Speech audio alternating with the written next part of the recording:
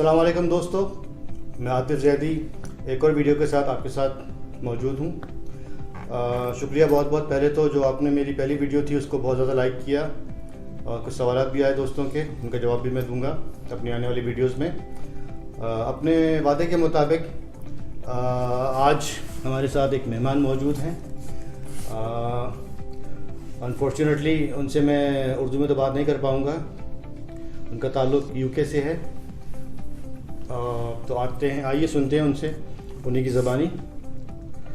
So hello Mr. John. Hello. How are you? I'm very well, thank you. Thanks for your time coming in.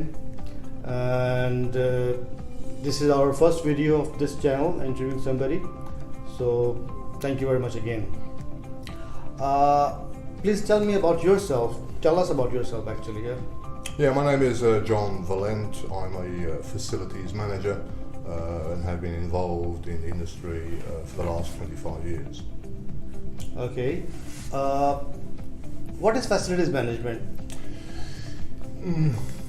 Not an easy question to answer, but I suppose in summary, facilities management is the one-stop shop for the optimization of the workplace in order to provide the opportunity for the efficiency of productivity undertaken through comfortable, safe and a secure environment. So it's an enabling activity that provides the workforce with the ability to undertake its job. That's great.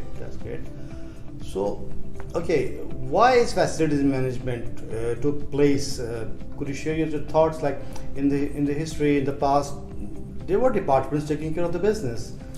So what facilities management brings value to the business today? Yeah, it's a good question. The issue is over efficiency of operation.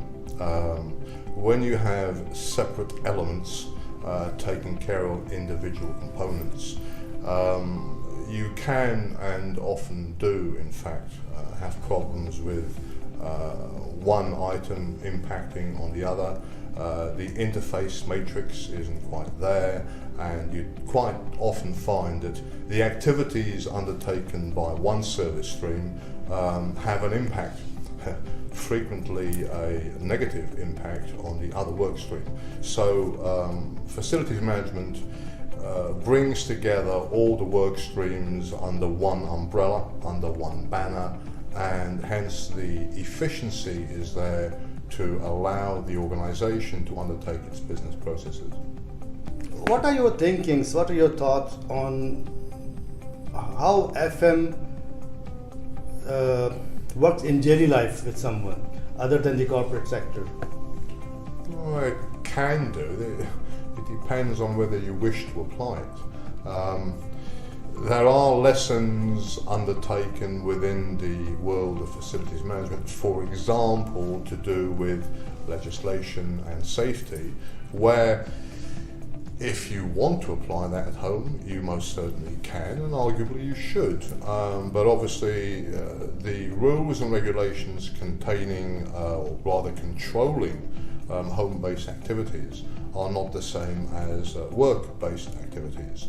But there are certainly lessons that can be learned in the way of certain things that you need to do at work, you should really apply at home as well, with regard to, for example, health and safety, use of ladders, electrical works, etc., etc. So it can be useful at home as well. The history of FM is that essentially it started, I suppose, if you had to pinpoint it, it started in the 1960s with IBM. When IBM were undertaking works, IT works, obviously, within buildings, specifically their own buildings, what they found was the very thing that you asked me earlier. Whereas there were different departments looking after different sections, so from a single project management perspective, for want of a better description, what they found was that because there were individual elements, mechanical, electrical, plumbing, civil works, etc., that they needed to undertake. Move A in order to do B, which had to be moved to do C, which had to be moved to do E. So in order to do each individual thing to bring the project to fruition, what they found was that it was easier to have it centrally controlled and centrally operated from one location to provide the required service delivery. And that really is how it came about. IBM introduced their own facilities management section and group in order to undertake these works and processes. And then they sold the business. They sold the business to, I think it was somebody like Johnson Controls or somebody or other, but they sold the facilities management arm on, and from there, supposedly, that's where the industry of facilities management was born. Very good information. Thank you very much again. But don't you think it's an extra cost on the corporates as compared to if they're managing a different department? So bringing on facilities management will they have to pay extra cost on, or? Absolutely, there's no argument about that. The main reason why large organisations, and let's be clear here, facilities management is for large organisations. Small organisations will find it more cost effective because they are small and don't have the turnover. They don't have the vast numbers of staff and locations and the positions to look after.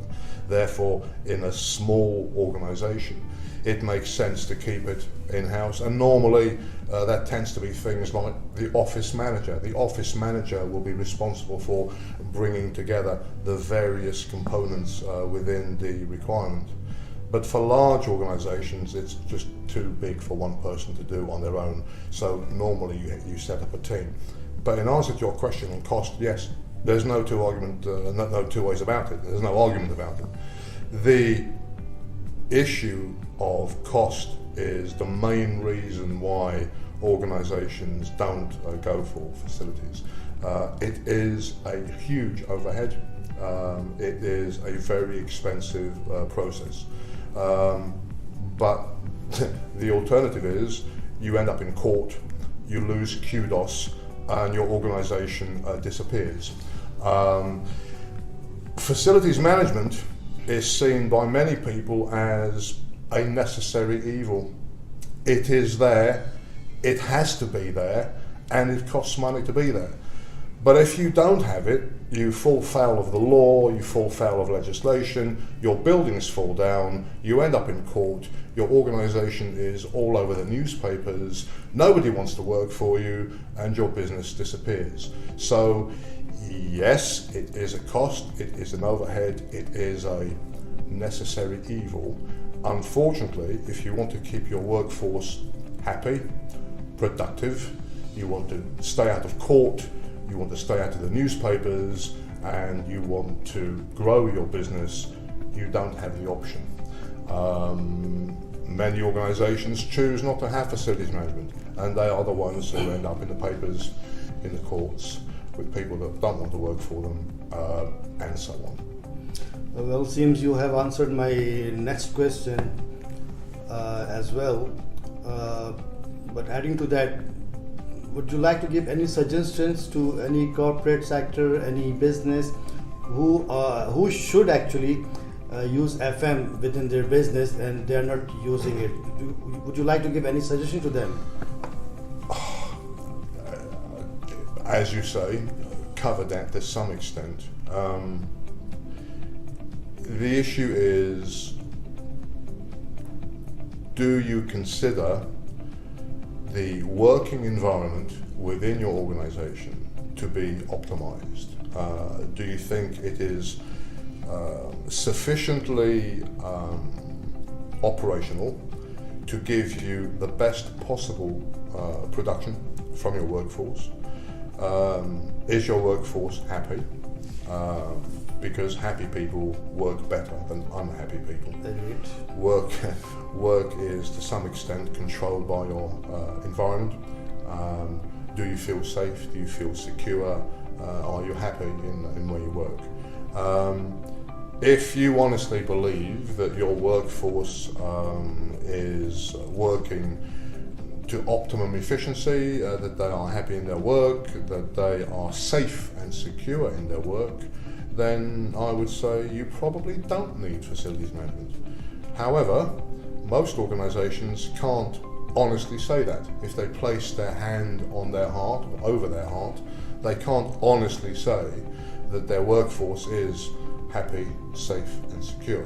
And facilities management provides the environment within which to undertake the business activities. That's great. That's good information as well. I believe that's to end our interview here for today. And thank you very much again for your time. Pleasure. And appreciate that. Thank you very much. Thank you. तो दोस्तों ये था हमारा interview mister John वैलेंटी के साथ जो कि एक फैसिलिटीज़ मैनेजमेंट कंसल्टेंट हैं। हो सकता है कुछ लोगों को प्रॉब्लम हुई हो या हो रही हो। इंग्लिश में इंटरव्यू था क्योंकि अगर आपके कुछ सवालात कोई क्वेश्चंस हैं उनसे या मुझसे किसी किस्म के तो आप मुझे रिप्लाई कर सकते हैं। मुझसे आप कमेंट्स में या ईमेल करके मुझसे पूछ सकते हैं। हमारा जो एड्रेस है इस वीडियो पे नीचे लिखा हुआ है। So thank you very much and अल्लाह हाफ़िज़, टेक केयर।